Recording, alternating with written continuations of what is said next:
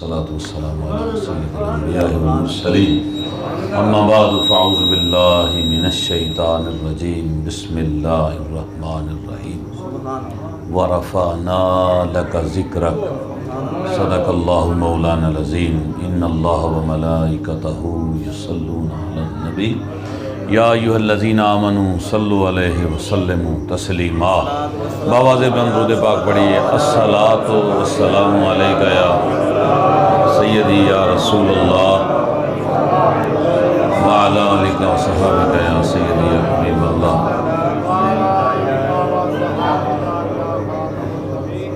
واجب الاحترام سامعین محترم، بزرگوں، دوستوں، بھائیوں، عزیز ساتھیوں، اللہ آپ سب کو سلامت رکھے۔ ہر روز آپ نبی پاک صلی اللہ علیہ وسلم کی خوشی میں سجائی گئی محفل کے اندر شریک ہوتے ہیں۔ اللہ آپ کی حاضری کو اپنی بارگاہ میں شرف قبولیت عطا فرمائے، اور اہل خانہ جناب ملک محمد نواز صاحب جنہوں نے آج کی اس محفل کا اہتمام کیا، ان کے گھر پر اپنی رحمت ان کا نزول فرما کر ان کے رزق میں، جان میں، اولاد میں اللہ برکتیں عطا فرمائے۔ محترم سامعین ذی وقار، قرآن حکیم کی مشہور آیہ مقدسہ میں نے آپ کے سامنے تلاوت کی، جس کے ابتدا کے اندر اللہ رب العزت نے انشراح صدر کا واقعہ بیان فرمایا۔ نبی اکرم صلی اللہ علیہ وسلم کو اللہ تعالیٰ نے انشراح صدر عطا فرمایا۔ فرمایا علم نشرح لک صدرک ووضعنا عنک وزرک الذی انقض ظہرک ورفعنا لک ذکرک۔ انشراح صدر پر گفتگو ہو چکی ہے، اور میں اس کی زیادہ باریکیوں کے اندر نہیں جانا چاہتا۔ ایک دو باتیں میں گزارش کرتا ہوں تاکہ آپ کے ذہن میں یہ سمجھ آ جائے بات۔ انشراح صدر سے مراد یہ، اللہ نے فرمایا محبوب ہم نے آپ کا سینہ کھول دیا، کشادہ فرمایا، کشادہ فرما دیا۔ نبوت نبی اکرم صلی اللہ علیہ وسلم کو جو اللہ نے عطا فرمائی، تمام نبیوں سے پہلے جب باقی نبی ابھی تخلیق کے مرحلات سے گزر رہے تھے، اللہ اس وقت بھی اپنے حبیب صلی اللہ علیہ وسلم کو نبوت پر فائز کر چکا تھا۔ اس کے دلیل میں وہ بڑی مشہور آیت اور مشہور حدیث ہے، جس کو کئی ترک اور سلاسل کے بزرگان دین نے اور محدثین کرام نے اسماء الرجال اور کتب فن کے اندر اسے جرح اور تعدیل کے بعد لکھا ہے کہ یہ حدیث ثقہ راویوں سے مروی ہے اور یہ صحیح کا درجہ رکھتی ہے، اور اس کے اندر کوئی بھی متروک العمل راوی نہیں ہے، اور ہر دور کے جرح و تعدیل کرنے والے محدثین نے اس پر اعتماد کا اظہار کیا ہے کہ نبی اکرم صلی اللہ علیہ وسلم نے ارشاد فرمایا کہ کنت نبیا وآدم بین الماء والطین، سبحان اللہ، کہ میں اس وقت بھی اللہ کے ہاں نبی تھا جب آدم ابھی مٹی اور پانی کے درمیان میں تھے۔ تو یہ حدیث مبارکہ جو آپ نے سنی، اس کو بہت سے ترک سے، بہت سے حوالوں سے ائمہ محدثین نے اپنی کتب کے اندر درج فرمایا ہے۔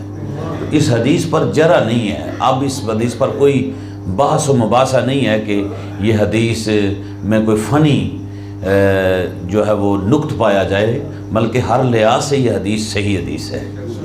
اس حدیث پاک سے یہ بات ثابت ہوتی ہے کہ آدم علیہ السلام کو عمومی طور پر ہم یہ کہتے ہیں کہ تخلیق سب سے پہلے حضرت آدم کی ہوئی، اور آدم سے پھر بنی آدم جو ہے وہ مارز وجود کے اندر آئے، لیکن آدم کی تخلیق اللہ نے جب فرمائی تو اللہ کے نبی فرماتے ہیں کہ اس سے پہلے میں نبی بن چکا تھا۔ اب تخلیق کی بات نہیں ہوئی کہ میری تخلیق اس سے پہلے ہو چکی تھی، بلکہ اس سے پہلے میں نبی تھا اللہ کی بارگاہ میں، اور جب آدم علیہ السلام کے اندر اللہ نے اپنی روح ڈالی، روح کو جب ڈالا تو آدم نے جب نظریں اٹھا کر پہلی مرتبہ عرش معلیٰ کو دیکھا تو وہاں پر کلمہ طیبہ لا الہ الا اللہ محمد الرسول اللہ لکھا تھا۔ تو یہ بات پھر دوسری اس ثبوت سے پائے تکمیل تک پہنچ گئی کہ آدم نے جو پہلے کلمات اپنی آنکھ کھولنے کے بعد اور روح اندر ڈلنے کے بعد جو پہلے کلمات پڑھے وہ اللہ کی توحید تھی اور محمد عربی کی رسالت تھی۔ اگر تیسری بات کی طرف چلیے تو پھر اگر ہم دیکھتے ہیں کہ حضور نبی اکرم صلی اللہ علیہ وسلم کو ایک دفعہ بیٹھے تھے حضور مسجد نبوی کے اندر، تو یہ بات چھڑ گئی صحابہ کے اندر کہ سب سے پہلے اللہ نے کس کو بنایا ہے، اور پھر یہ بات چھڑ گئی کہ بھئی یہ سب سے پہلے روح زمین پر اللہ نے کون سی مسجد بنائی ہے۔ اس طرح کے بحث و مباحثے صحابہ کرام کے درمیان جب ہوتے تھے تو وہ علمی بحثیں ہوتی تھی، علمی تکرار ہوتا تھا جس سے امت کو فائدہ ہوتا تھا۔ نبی پاک علیہ الصلوۃ والسلام نے فرمایا کہ میری امت کا اختلاف، علمی اختلاف رحمت ہے۔ علمی اختلاف رحمت ہے کہ وہ اس اختلاف کی وجہ سے پھر حقیقت تک پہنچ جاتے ہیں۔ لیکن ہمارے ہاں اختلاف نہیں ہوتی، مخالفت ہوتی ہے۔ ہم اختلاف نہیں کرتے، علمی اختلاف نہیں ہوتا، ہم تو مخالفت کرتے ہیں۔ بات صحیح بھی ہے لیکن میرے مخالف نے کی ہے تو میں نے اس پر کیڑے نکالنے کی کوشش کرنی ہے، اس کا نقاد بنوں گا، اس پر تنقید کروں گا کیونکہ وہ میرے مخالف کی ہے، اور اگر بات غلط بھی ہے تو میرے پارٹی والوں کی ہے تو میں نے کہنا یہ ٹھیک ہے بات۔ تو یہ دین کے اندر ایسا نہیں ہوتا، یہ بلکہ سیاست کے اندر بھی ایسا نہیں ہونا چاہیے کیونکہ دین اور سیاست آپس میں جدا نہیں ہے۔ لیکن ہمارے ہاں ایسے ہوتا ہے کہ آپ دیکھیے نا کہ اگر مہنگائی عمران خان کے دور میں ہو تو پی ٹی آئی والے کہتے ہیں نہیں یہ مہنگائی تو نہیں ہے، پچھلوں کا گزر ہے، اور مہنگائی اگر نواز شریف کے دور میں ہو تو لوگ کہتے، نواز شریف والے کہتے ہیں نہیں ہوئی، دوسرے کہتے ہیں ہو گئی ہے۔ حالانکہ مہنگائی ہو رہی ہے تو وہ کسی کے دور کے اندر بھی ہو رہے تو نظر آئے۔ اسی طرح ہر جو مذہبی گروہ ہمارے بنے ہوئے ہیں وہ بھی اپنی پارٹی کی بات ہو تو اس پر وہ پردہ ڈالنے کی کوشش کریں گے، اور دوسرا آدمی اگر صحیح بات بھی کر رہا ہو تو اس پر تنقید کے نشتر چلاتے ہیں۔ اللہ کے نبی صلی اللہ علیہ وسلم نے ارشاد فرمایا کہ جو اختلاف ہوتا ہے نا علمی، وہ رحمت ہوتا ہے۔ اور علمی اختلاف کی اگر آپ مثال دیں تو 80 ہجری سے لے کر 150 اور 250 ہجری تک جو دور گزرا ہے وہ علمی اختلاف کا دور تھا، بڑا روشن دور تھا کہ اس میں ایک ہی شاگرد ایک پیالے میں اپنے استاد کے ساتھ کھانا بھی کھا رہا ہے، ایک کمرے کے اندر وہ دونوں سو بھی رہے ہیں، اور اگٹھی ان کے مکتب بھی اگٹھا ہے، پڑھ بھی اپنے استاد سے رہا اور اپنے استاد سے علمی اختلاف کر رہا ہے۔ اپنے استاد سے کیا کر رہا ہے جی؟ علمی اختلاف کر رہا ہے۔ آج کوئی آدمی اپنے استاد سے بھی علمی اختلاف کرے نا تو وہ کہتے تمہیں زیادہ آتا ہے، وہ اس چیز کو محسوس کرتا ہے، اس میں اسے دکھ لگتا ہے۔ اللہ کے نبی صلی اللہ علیہ وسلم نے فرمایا علم چاہے تمہیں چھوٹے سے ملے، علم چاہے تمہیں چھوٹے سے ملے یا بڑے سے، وہ علم ہے اسے لے لو۔ جس کا ظرف علم لینے والا ہوتا ہے وہ یہ نہیں دیکھتا کون کہہ رہا ہے، وہ یہ دیکھتا ہے کیا کہہ رہا ہے۔ تو علمی اختلافات کا جو دور گزرا، سنہری دور گزرا 80 ہجری سے لے کر 250 ہجری تک، بڑا سنہری دور تھا۔ کیا دور تھا کہ اختلافات اپنی جگہ پر ہیں لیکن آپس کے اندر ادب کا تقاضا یہ ہے کہ امام اعظم ابو حنیفہ رحمہم اللہ رفع دین کے قائل نہیں تھے۔ رفع دین کے، وہ کہتے رفع دین نہیں کرنا، آپ کے اپنے دلائل تھے اور اس پر ثبوت تھے۔ امام شافعی رحمہم اللہ رفع دین کے قائل تھے، لیکن یہ یاد رکھیے کہ جس دن امام اعظم ابو حنیفہ 150 ہجری کے اندر آپ کی وفات ہوئی ہے، کتنی ہجری کے اندر؟ 150 ہجری کے اندر امام اعظم ابو حنیفہ کی وفات ہوئی ہے اور 80 ہجری کے اندر آپ کی ولادت ہوئی ہے۔ جس دن آپ کا جنازہ لے کر قبرستان کی طرف جا رہے تھے نا، اس دن امام شافعی پیدا ہوئے۔ یوں سمجھیے کہ امام شافعی امام اعظم ابو حنیفہ کے شاگرد ہیں، قاضی ابو یوسف ان کے شاگرد ہیں امام شافعی، لیکن رفع دین کے قائل تھے۔ لیکن جب امام اعظم ابو حنیفہ کی قبر پر سلام کے لیے جاتے نا تو نماز کا وقت ہو جاتا تو رفع دین نہیں کرتے تھے. تو ہم گل نہیں سمجھائی تم یہ تھوڑی والی گل ہی نہیں میرے خیال ہے نا, میں گل اور کرنا ہوں تھوڑی والی گل ہی نہیں تو ہاں دے آیا پتہ نہیں کتنے لگا کی گل کر میں تاریخ کھنگالنے تھوڑے سامنے حدیث دے. امام اعظم ابو حنیفہ کی قبر پر جاتے تھے. کون جا رہا ہے؟ انسائکلوپیڈیا آف اسلام. جو جا رہا ہے اس نے پیدا ہوتے ہی جب پہلے دن قاری کے پاس جاتے ہیں امام شافعی تو 15 سپارے حفظ کیے ہوئے. جس نے 6 سال کی عمر میں پہلا فتویٰ دیا, جس نے 6 سال کی عمر میں, تسی تو فتویٰ ہی سمجھ دیو نا با پاویں ایتھوں کوئی گاما آ جا جڑا بھی اٹھے وہ فتویٰ دیکھ رہے, تسی انہوں سمجھ دیو فتویٰ. وہ فتویٰ یہ نہیں تھا, وہ قرآن حدیث اور فقہ پر مبنی فتویٰ وہ عام آدمی نہیں دے سکتا. 6 سال کی عمر میں جس نے پہلا فتویٰ دیا اسے امام شافعی کہتے ہیں. امام اعظم ابو حنیفہ فوتگی سے پہلے, اپنے فوت ہونے سے پہلے یہ فرما گئے تھے کہ ایک آدمی کا ظہور ہونے والا ہے, اور اگر تم نے دیکھنا ہے کہ وہ کس گھر میں ہے تو رات کو دیکھ لیا کرو کہ آسمان کی ساری روشنیاں سمٹ کر جس گھر میں آ جاتی ہیں اس گھر میں ایک بچہ پیدا ہوگا جو دین کو زندہ کرے گا. اس کو کہتے ہیں امام محمد ادریس الشافعی.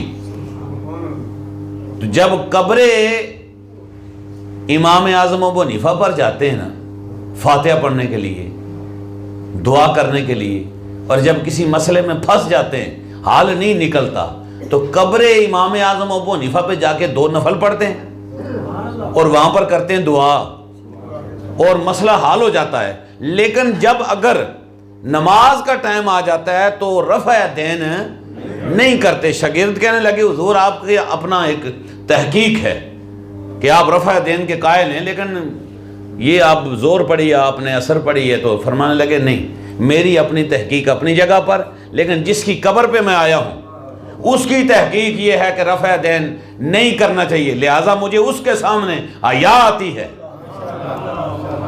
یہ ہوتا ہے بڑوں کا ادب, اس کو کہتے ہیں علمی اختلاف.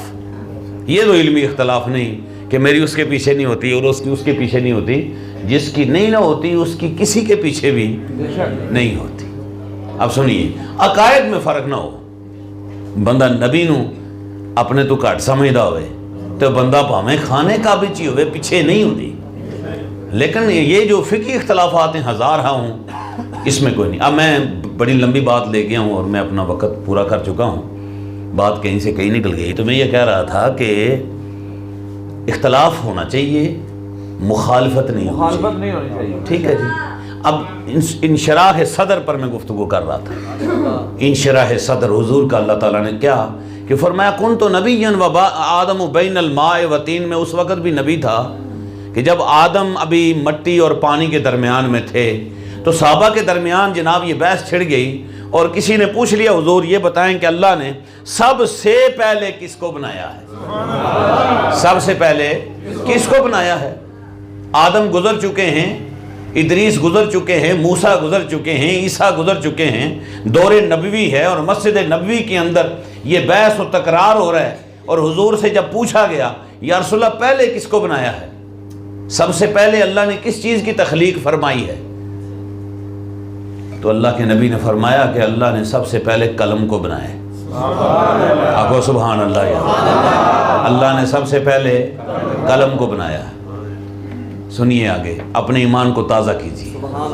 یہ محفل میلاد کا پتہ ہے کیا مطلب ہوتا ہے؟ حضور کی باتیں کرنا, حضور کی سیرت کی باتیں کرنا, حضور کی میلاد کی, اسی کو محفل میلاد کہتے ہیں. یہ کوئی نئی بات نہیں ہے, یہ صحابہ کے دور میں ایسی محفلیں ہوتی رہی بے حضور کی باتیں کرنا, تذکرے کرنا, حضور کی میلاد کی بات کر, حضور کی سیرت کی, حضور کی ہجرت کی, حضور کی ازواجی زندگی کی, حضور کی سیاسی زندگی کی بات کرنا, اس کو ہی محفل میلاد کہتے ہیں. باقی کچھ بھی نہیں ہے, اس میں کوئی غلط بات نہیں ہم بیان کرتے روزانہ. اب سنیے کہ حضور علیہ الصلوۃ والسلام کے صحابہ میں جب یہ اختلاف ہوا, حضور سے پوچھا گیا, حضور نے کیا کہا؟ اللہ نے قلم کو بنایا. لیکن آگے کیا ہے؟ اللہ نے قلم کو بنا کے کہا اکتب ما کان وما یکون. اے قلم اکتب, لکھ, ما کانا, वमा यकून, काना माजी, यकून मुस्तकबिल, आने वाला और मौजूदा हाल।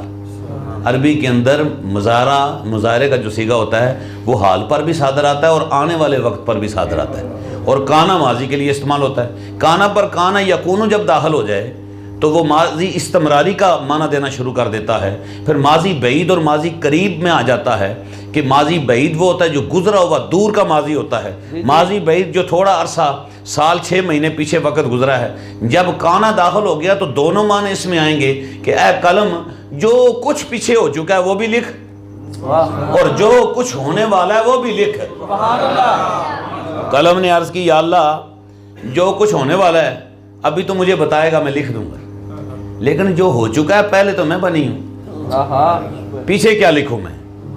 तूने मुझे पहले बनाया, पीछे तो कुछ भी नहीं है।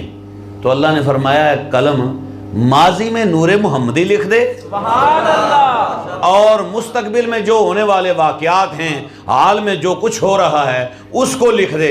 माजी में अगर तूने लिखना है तो सिर्फ फकत किसको लिख? नूरे मुहम्मदी को लिख दे।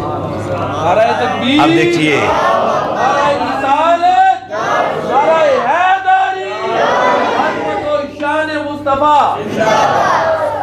बस माजी के अंदर नूरे मुहम्मदी है।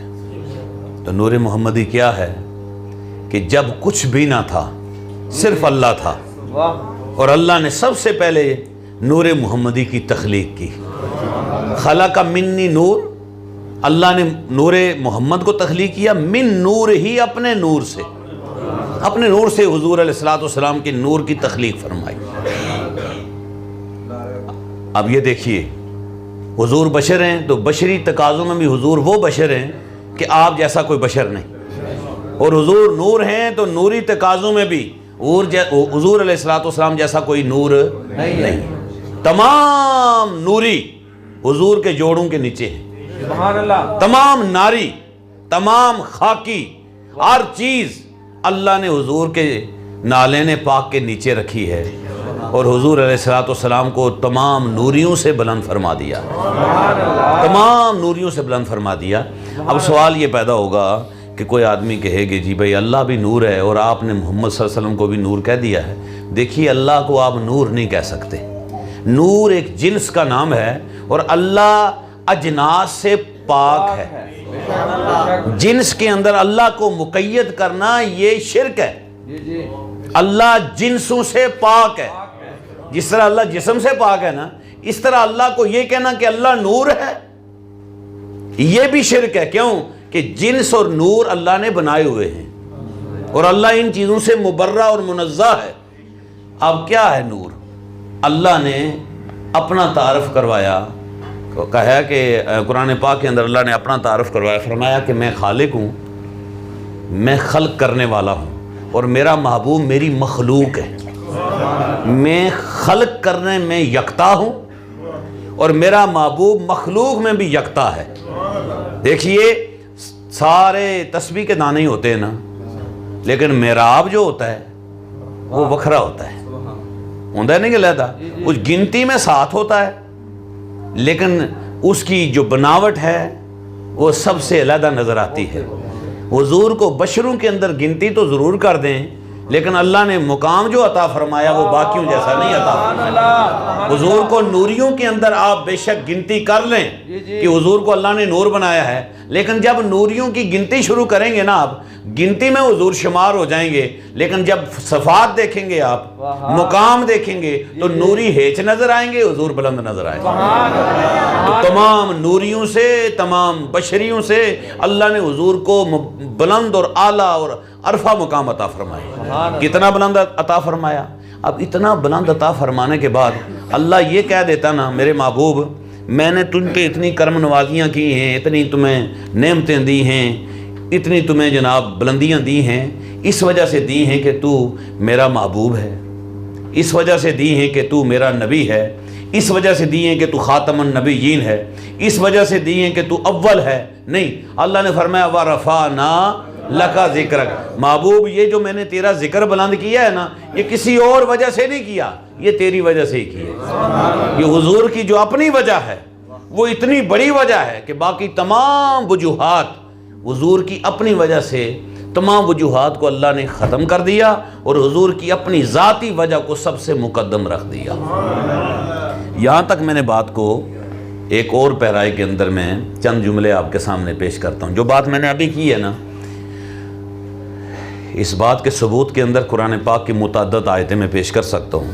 میں نے جو آیت پڑھی الم نشرح لک صدرک، محبوب ہم نے آپ کے سینے کو کشادہ فرما دیا، انشراح صدر فرما دی۔ اس پر جی روایات مختلف ہیں کہ فرشتے آئے اور انہوں نے نبی پاک صلی اللہ علیہ وسلم کا سینہ مبارک چاک کیا، دل کو نکالا، سونے کے تشت میں رکھ دیا اور زمزم سے دھویا گیا، رکھا گیا۔ یہ ایک علیحدہ فضیلت ہے، یہ ایک علیحدہ پہلو ہے، اس کو غور نہ کیجیے۔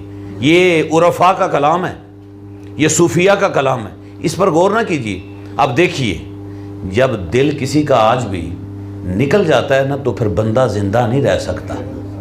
جو بغیر دل کے زندہ رہے وہ محمد عربی ہے۔ کیوں کہ ہم دل کے بغیر زندہ نہیں رہ سکتے، اور حضور علیہ الصلوۃ والسلام ان تمام چیزوں سے اللہ نے ان کو غیر محتاج کر دیا، ہر چیز سے غیر محتاج کر دیا۔ کیا حضور فرماتے ہیں لوگوں سنو، میری آنکھیں سوتی ہیں، میرا دل جاگتا ہے۔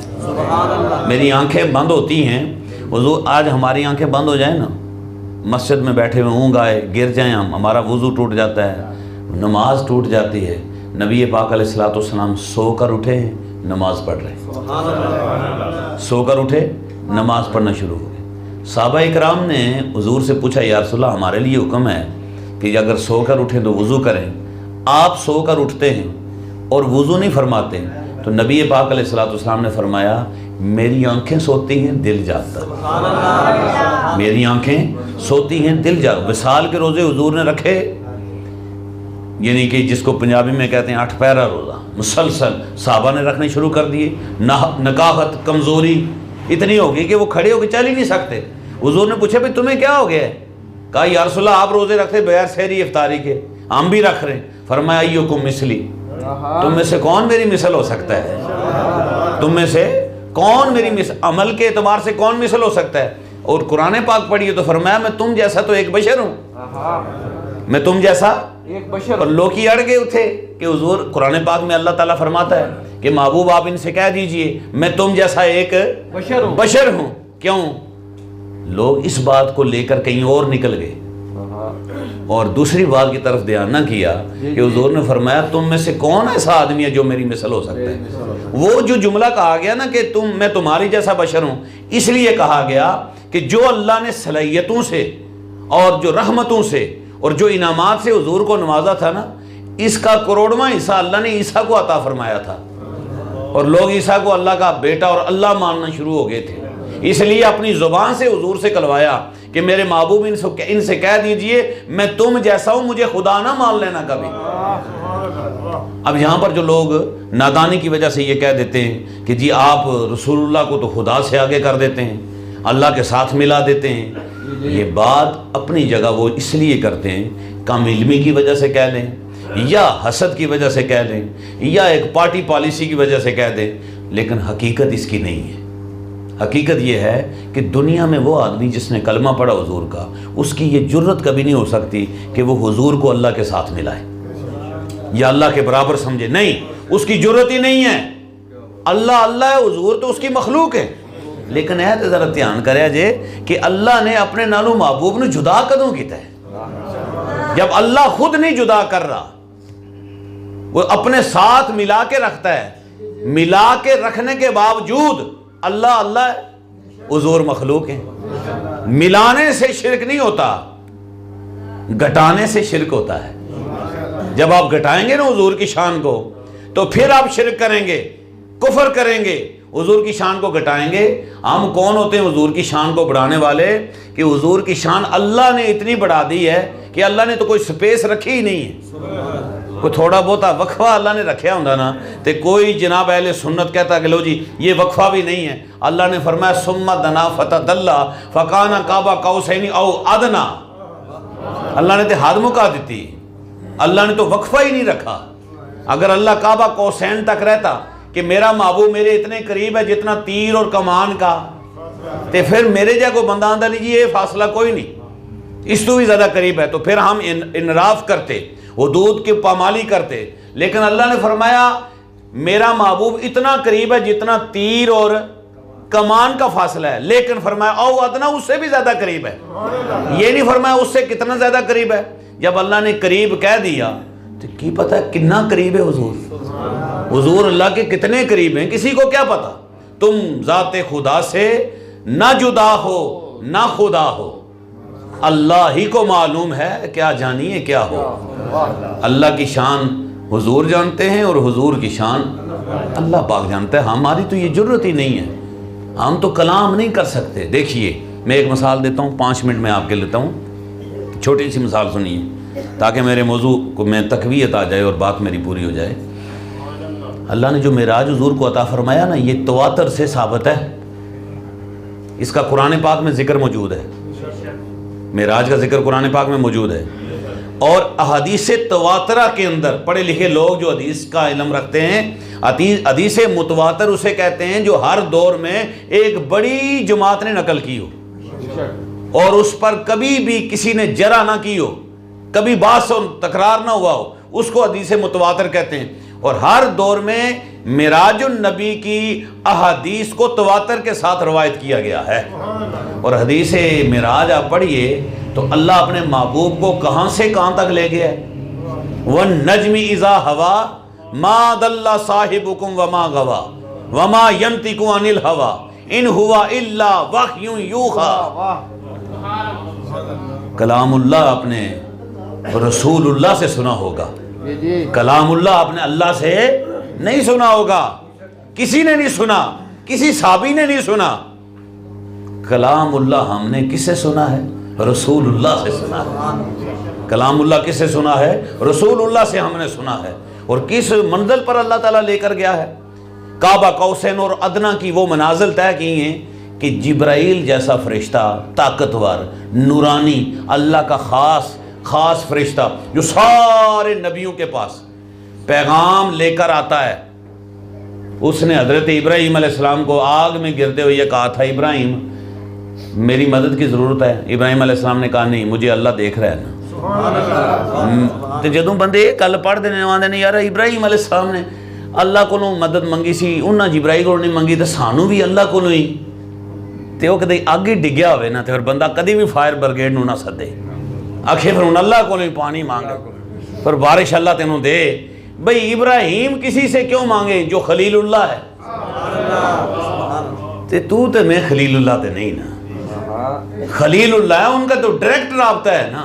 تو جبرائیل نے پھر بھی کہا اجازت ہوتے پار مار کے میں آگ بجھا دیں، اب میں نا جنہیں چلائی وہ بھی جانتا ہے، جڑا بھی چاہے وہ بھی جانتا ہے۔ انہاں نے چلو ٹھیک ہے پر تسی نہیں آگ بجھان دی مینوں اجازت دیں دے تے میں اتھے جانا وا جتھے کوئی بھی نہیں جاندا، تے کوئی پیغام جے تے مینوں دے دیو۔ میں کدھر جاتا ہوں؟ سدرۃ المنتہا پہ، وہاں پر کوئی بھی جا سکتا۔ تو حضرت ابراہیم علیہ السلام نے کیا کہا؟ ابراہیم نے کہا تو بے شک تو سدرۃ المنتہا پہ جاتا ہے نا، لیکن میرا اللہ جتنا میرے قریب ہے نا وہ میری بات سن رہا ہے، مجھے تجھے پیغام دینے کی ضرورت نہیں ہے۔ مطلب ہے کہ جبرائیل بھی یہ گل آکھی ہے کہ میں اتھے جانا جتھے کوئی جاندہ، یعنی اس کا مطلب ہے کہ بلندیوں کی جس انتہا پر وہ پہنچتا ہے وہ واقعی بہت بڑی بلندیاں ہیں، بہت زیادہ بلندیاں ہیں۔ آج سائنس نے ریسرچ کی ہے، بہت کچھ ریسرچ کر کے سائنس پہنچی ہے اپنے تجربات کی روشنی میں کہ وہ اندازہ لگا رہے ہیں زمین سے آسمان کو ماپا جا رہا ہے کہ کتنا اس کا فاصلہ ہے، تو لاکھوں کروڑوں کے میل حساب سے وہ چاند تک پہنچے ہیں، اور آگے کیا منظر ہے یہ تو اللہ جانتا ہے یا اس کا نبی جانتا ہے۔ تو حضور علیہ الصلوۃ والسلام کو تو اللہ پہلے آسمان پہ، دوسرے پہ، تیسرے پہ، 7ویں آسمان پر لے کر گیا۔ تو جبرائیل امین نے جب حضرت خلیل اللہ سے یہ کہا نا کہ میں وہاں جاتا ہوں جہاں گل سمجھے بابیوں کے نہیں آئی بڑے دنوں بعد آئے ہیں بھیا کو گل سمجھ آئی ہے کہ نہیں؟ بھول جاندہ ہے نا بندہ، گل سمجھ آئی ہے کہ نہیں؟ میں اتھے جانا جتھے کوئی نہیں جاندہ۔ نبی پاک صلی اللہ علیہ وسلم جب معراج پر گئے نا، تے جبرائیل نالو نال اے جناب خانہ کعبہ کے سین سے انہیں لگام پڑی ہے مسجد اقصی چ اتھوں جناب پہلے آسمان تے نال تعارف کروا رہا ہے اے آخری نبی نے لو جی نال ملو نال تعارف کروا رہا ہے سارے نبیاں نال فرشتیاں نال ایک ہوراں نال جناب کردیاں انہوں تو نہیں سی پتہ آج کیوں لگا میرے نال او جناب مقام سدرۃ المنتہا تے جدوں پہنچے نا تے لو جی انہیں کہا یا رسول اللہ جی اینڈ تے جناب ہے سدرۃ المنتہا ہے یہ فرشتوں کا قبلہ ہے بس یہ میں یہاں پر ہوتا ہوں تے اللہ دے نبی نے پوچھا وہی کتھوں لے کے آنا ہے گل سمجھائی جے کہ نہیں وہی کتھوں لے کے آنا ہے بھائی ایتھے ہی میں کھلوتا ہوں نا تے اللہ پیغام دیندا تے سرکار جتھے تسی ہوندے میں تانوں لب لینا اچھا تو ایتھے ہی تیرا اینڈ ہے تے حضور نے فرمایا تیرا اینڈ ہے تے میری تے ہن ابتدا ہوئی ہے کیونکہ پہلے میں تیرے نال آیا